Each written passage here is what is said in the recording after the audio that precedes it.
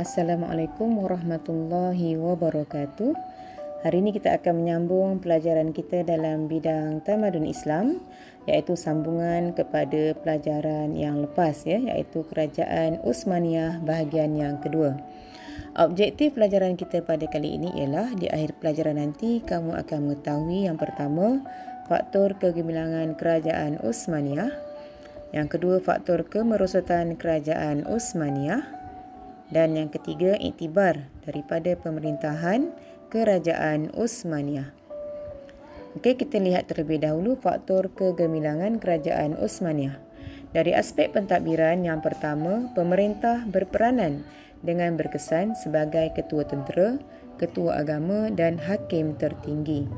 Yang kedua, pemerintah menyelaraskan pemerintahan dan keagamaan dibantu oleh pegawai pentadbiran. Dan yang ketiga, penguasaan laluan di antara benua Eropah dan benua Asia apabila menguasai Selat Dardanelles dan Selat Bosporus. Jadi dari segi pentadbiran, pemerintah sangat mengambil berat dari aspek pentadbiran dan juga keagamaan.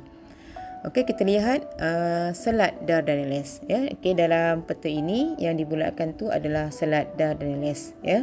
Jadi selat ini menjadi pemisah antara benua Asia dan benua Eropah.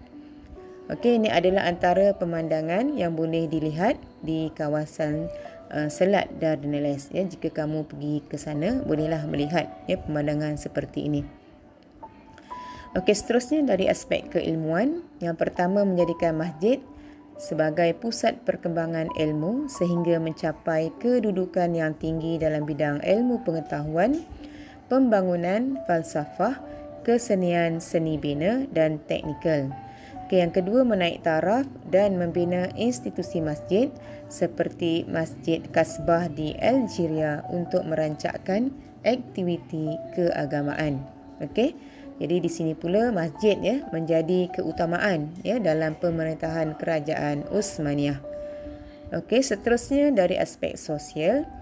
Yang pertama, penjagaan kebajikan rakyat menerusi bantuan kepada golongan yang memerlukan. Yang kedua, mewujudkan suasana harmoni dalam masyarakat.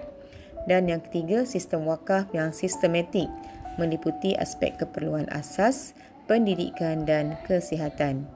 Okey, seterusnya dari aspek ketenteraan, semangat jihad yang tinggi dalam kalangan tentera demi mempertahankan agama dan negara.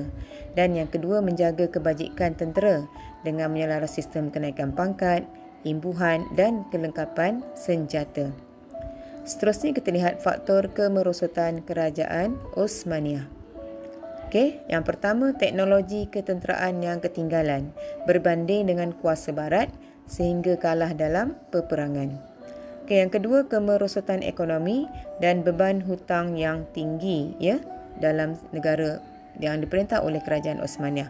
Seterusnya yang ketiga, gerakan yang menunjukkan kemerdekaan daripada wilayah-wilayah menyebabkan negara tidak stabil.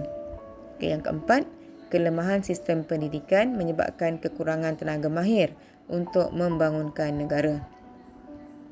Dan akhir sekali yang kelima, persaingan politik dalam dalaman istana dan perebutan dalam kalangan putera-putera raja untuk mendapatkan kuasa. Okey, jadi kita lihat seterusnya iktibar daripada pemerintahan Kerajaan Utsmaniyah. Okey, yang pertama, kita hendaklah sentiasa menghayati semangat cinta akan negara agar rela berkorban mempertahankan daripada serangan musuh. Okay, yang kedua, kita hendaklah sentiasa memperbanyak penerokaan ilmu agar mampu bersaing di peringkat antarabangsa. Okay, yang ketiga, kita hendaklah memilih pimpinan yang berwibawa supaya urusan pentadbiran berjalan lancar. Okay, yang keempat, kita hendaklah sentiasa berpegang pada ajaran Islam supaya hidup diberkati oleh Allah Subhanahu Wa Taala.